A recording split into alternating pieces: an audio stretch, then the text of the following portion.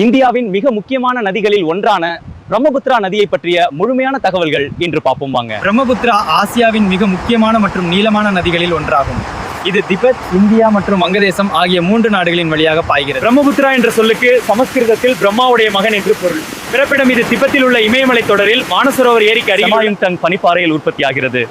திபெத்தில் யார்லுங் சாங்போ, திபெத்தில் இது சாங்போ என்று அழைக்கப்படுகிறது. இங்கிருந்து தான் பிரம்மபுத்திரா இந்தியாவில் நுழைகிறது.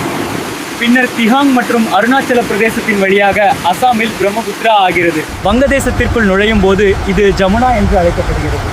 இறுதியில் கங்கை நதியுடன் பத்மா இணைந்து வங்காள விரிகுடாவில் கலக்கிறது. அசாம் மற்றும் வடகிழக்கு மாநிலங்களின் விவசாயத்திற்கும் போக்குவரத்துக்கும் இந்த நதியே முக்கிய ஆதாரம். காசிரங்கா தேசிய பூங்கா இந்த நதியின் கரையில் தான் அமைந்துள்ளது. இது ஒற்றை கொம்பு காண்டா மிருகங்களுக்கு புகழ் பெற்றது.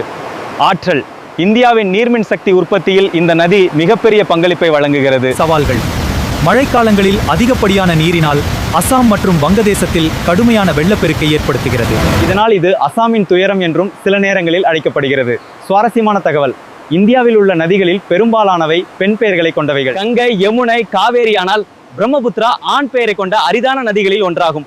இது மாதிரி இன்ட்ரெஸ்டான தகவலை தெரிஞ்சுக்க நம்ம சேனலை சப்ஸ்கிரைப் பண்ணுங்க.